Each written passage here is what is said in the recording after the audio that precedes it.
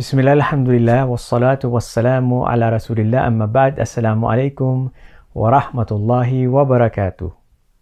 Isang napakagandang katangian na katuruan sa Islam na kapag araw-araw mong sinasanay sa iyong sarili ay tiyak na makakamtan mo ang kapayapaan.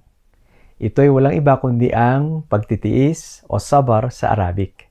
Sabi po ni Abu Sa'id al-Khudri, radiyallahu anhu, kalugdan nawa siya ni Allah, walang sino man ang nabigyan ng bagay na mahusay at malawak higit sa pagtitiis. Madaming biyaya ang ating tinatamasa araw-araw mula sa tagapaglikha, kasama ang mga mabubuting katangian na maipapakita ng mga tao sa kapwa at sa mga nilikha.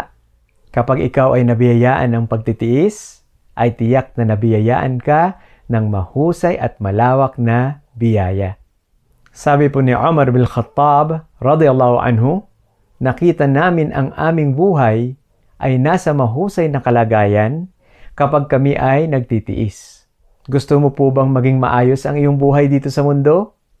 Magtiis ka para kay Allah. Hindi pera, hindi anumang palamuti ng mundong ibabaw ang magpapaganda ng kalagayan mo dito sa mundo, kundi ang pagtitiis. Ang kahulugan ng pagtitiis ay ang pagpipigil sa sarili sa paggawa ng isang bagay o pag-iwan nito na hangad lamang ang lugod ng tagapaglikha na si Allah subhanahu wa ta'ala. Ano po ang gagawin natin? Walang iba kundi ang mga utos ng tagapaglikha. Ano po ang iiwanan natin? Walang iba kundi ang mga pinagbawal ng tagapaglikha. Sa pagsasagawa ng mga utos, may pagpipigil at ito ang pagtitiis.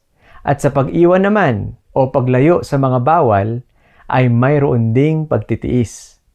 Sa madaling salita, upang maisagawa mo mga utos at maiwanan mo mga bawal, mahalaga ang may pagtitiis. Sabi po ni Ibn Mas'ud, radiyallahu anhu, ang sabar o pagtitiis ay kalahati ng iman o paniniwala.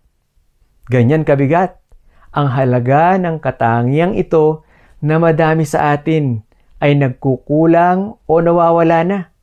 Alam niyo po ba na higit 100 beses binanggit sa Quran na salita ni Allah ang salitang sabar? Opo, higit 100 beses yan. Isang aya o bersikulo mula sa Quran ay sapat na at napakabigat ng katibayan. E paano kung higit 100 beses pa? Walang ibang kahulugan ito, kundi sa tindi at bigat ng kahalagahan ng katangiang ito, ang sabar o pagtitiis.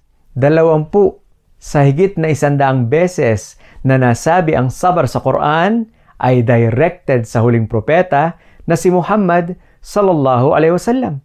Dahil ang propeta sallallahu alaihi wasallam ay tao katulad natin, may damdamin, nalulungkot, nagdaramdam, nabibigo, nalulumbay. Lagi siyang pinapaalalahanan ni Allah na magtiis ka, magsabar ka, para maging matatag at huwag susuko sa mga hamon ng buhay. Kaya kapatid, huwag na huwag mong mamalitin ang sabar o pagtitiis, sa halip ay pagjihadan o pagsumikapan mong maging taglay ito araw-araw sa iyong buhay. Assalamualaikum warahmatullahi wabarakatuh.